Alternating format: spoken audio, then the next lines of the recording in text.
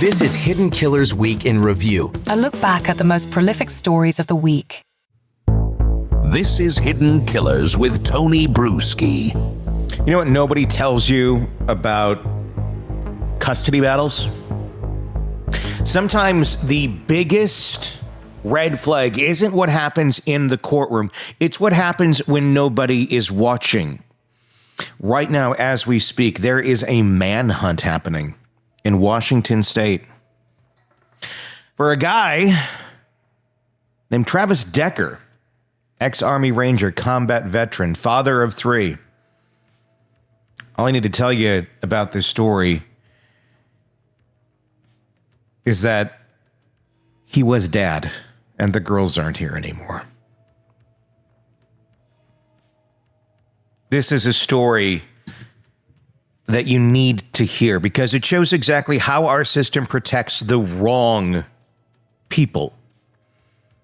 My name's Tony Brueski. Be sure to give me your thoughts in the comments section on YouTube if that's where you're watching us. If you're listening to the podcast, please press subscribe, but also do check us out on YouTube so you can comment on this case. Picture this scene from June 10th. A helicopter circling above Kolchak Lake. Searching dogs are going crazy, and some hiker just spotted a lone man who bolted the second he saw the chopper. That man is allegedly Travis Decker, and he's been on the run for 12 days after doing the unthinkable, murdering his 3 daughters. Peyton was 9, Evelyn was 8, Olivia was 5. He suffocated them with plastic bags, zip-tied their wrists, and left their bodies near his truck at a remote campground. The same campground he'd scouted the day before, according to his cell phone data. Here's where this gets infuriating. This didn't come out of nowhere. Whitney Decker, the girl's mom, had been waving red flags like she was directing planes on a tarmac. She told the court her ex was living in his truck, taking the kids to sleep at the National Guard Armory, where, quote, dozens of other men were present. She reported he was paranoid, isolated, struggling with untreated PTSD and borderline personality disorder. One of her daughters was found passed out with a bathrobe tied around her neck at his mother's house. Didn't even tell Whitney about it. So what does Judge Robert Jordan, Jourdan, in case you're trying to spell it when you're Googling it, Judge Robert, Jourdan, Robert Jordan, do in September of 2024? He modifies the custody agreement, but still gives Travis unsupervised visitation because Judge Robert Jordan is really smart. Robert, Jourdan, in case you want to Google and look him up. And I don't know, communicate.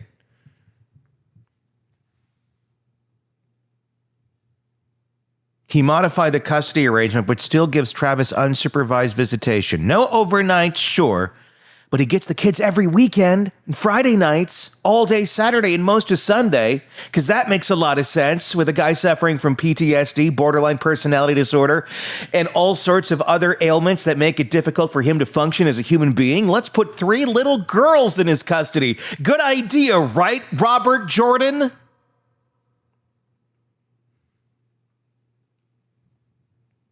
But he ordered psychiatric evaluations and mental health counseling, so that must solve the problem, right? Well, Travis refused to sign the court orders, never shows up for the evaluations, skips the counseling, and guess what happens? Absolutely nothing. Judge Robert Jordan does it. Keeps getting his daughters every weekend like clockwork. Because we don't enforce our rules in this system. We just wait till the children die at the hands of the borderline. 4 days before he kills them, Travis is Googling how to relocate to Canada. This is a trained Army Ranger who's already lived off-grid for months at a time. He knows exactly what he's doing. May 13th rolls around, he picks up the girls from their court-ordered visit, and Whitney notices something is off. He's quieter than usual, she says. She'd never seen him like that before. And that's the last time she sees her babies alive. Robert Jordan. Just so you know, Robert Jordan, that's what happened because of your idiotic ruling, Robert Jordan. When the girls don't come back,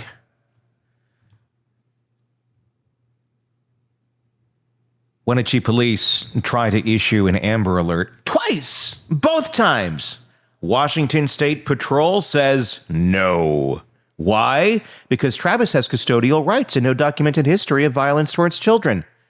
I'm sorry, but since when does a combat-trained veteran with untreated mental illness who's living in his truck and refusing court-ordered treatment not qualify as a potential threat? Washington State troopers apparently need to wait until after he kills someone to check that box. Q. Brooks and Dunn, only in America. It said they issue an endangered missing persons alert, which is basically the store-branded version of an Amber Alert, which doesn't really do anything. No cell phone notifications, no highway signs light up, just general, hey, keep an eye out message that most people will never, ever see. Meanwhile, Travis has already driven his daughters to Rock Island Campground and allegedly murdered them. By the time search teams find their bodies on June 2nd, he's vanished into hundreds of square miles of wilderness that he knows how to navigate better than most people know their own neighborhoods. The federal government takes over the search because they've already done so well on June 8th because local resources are tapped out. We're talking the FBI, U.S. Marshals, Border Patrol, National Guard helicopters authorized by the governor himself. Just think if we would have had paid attention before this stuff happened. If somebody had only said something, oh, wait, they did, and absolutely nothing happened. Is our system working so good again?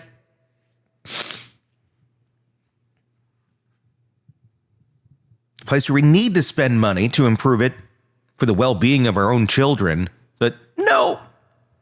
We got other stuff we got to work on here in the good old U.S. of A. $20,000 reward for finding him is on the table. SWAT teams from multiple counties, and this guy is still out there. Probably headed north towards Canada based on those helpful search terms he left in his browser history. What kills me about this whole thing, and I mean that figuratively, unlike some people in this story, is how many chances the system had to prevent this. The VA system that was supposed to help with his PTSD, underfunded and overbooked. He would have been waitlisted and redirected. Central Washington Veterans Counseling is facing shutdown within 6 months because of budget cuts. Here's a guy actively seeking help for his combat trauma, and there's nowhere for him to go. The family court system, even worse. They see a mother trying to protect her kids from a father who's clearly spiraling, and their response is to make sure he still gets his weekends. No mechanism to enforce those psychiatric evaluations that they ordered. No consequences when he just refuses treatment, just a collective shrug and, well, he has parental rights. Those rights apparently trump the rights of 3 little girls to, stay alive. Whitney's attorney, Ariana Cozart, said something that should haunt everyone involved in this case. The inadequacies in the services for our veterans killed those children. And that's very true. She's not wrong. But it wasn't just veteran services. It was the judge who thought unsupervised visits were fine. It was the Amber Alert system with its checklist mentality. It was every single safeguard that chose to err on the side of parental access for a mentally ill person with a personality disorder. It's prioritizing that over the safety of the kids, making sure Dad feels good about his crazy self. versus these kids not being put into extreme danger. I hear the word borderline personality and I run the opposite direction. And you should too. And if you don't know why, learn about it. Trust me, it'll do you some good. There's a lot of them out there. And once you understand that sort of pattern with some of these folks, it makes the world a little different place. You start to see things a little differently, start to identify things a little differently, and you start to see patterns and behaviors that others don't see. But when you see it, you can know to avoid it even more than those that may not. And she certainly saw it. It was diagnosed in this guy. And even then, you have the diagnosis. The clinician saw it, saw the patterns of behavior, saw how he was presenting, and they said, you got this, dude. But then our court system doesn't understand shit half the time, said, oh, he's dad of the week. Let him have the kids. What could possibly go wrong?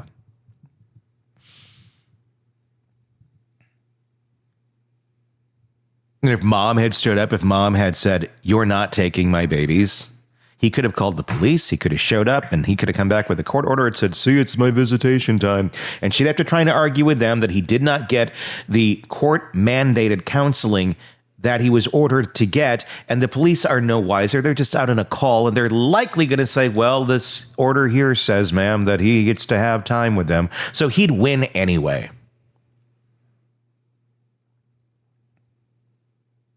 You're ordered to get counseling, but we're not going to do anything to make sure you get it. And when you don't, you can still have the kids. We're just going to put it on paper. It's like those restraining orders that keep killers from killing the people that are trying to keep them away from them. They work so well, this magical little piece of copy paper here. This isn't some isolated tragedy either. There's a pattern here that repeats across the country.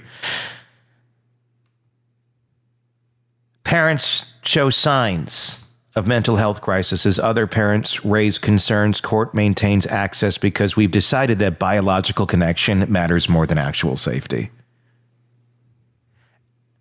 Expert Marley McLean calls it epidemic numbers of children murdered in custody disputes. There's even proposed legislation called Caden's Law that would require judges to get training on domestic violence and risk assessment. You'd think that would be common sense, but apparently not when you're dealing with life and death and people's custody and their safety, that these judges have, the slightest understanding of these principles, considering that's the main thing you're dealing with. Washington House Bill 2010 would bring those protections to the state, but surprise, surprise, it stalled in committee. Because why rush to protect kids when you can sit around debating procedural matters while more families fall through the cracks? The system didn't fail these girls. It worked exactly as designed, and that is the problem. It worked, how it's set up, and it didn't protect the right person.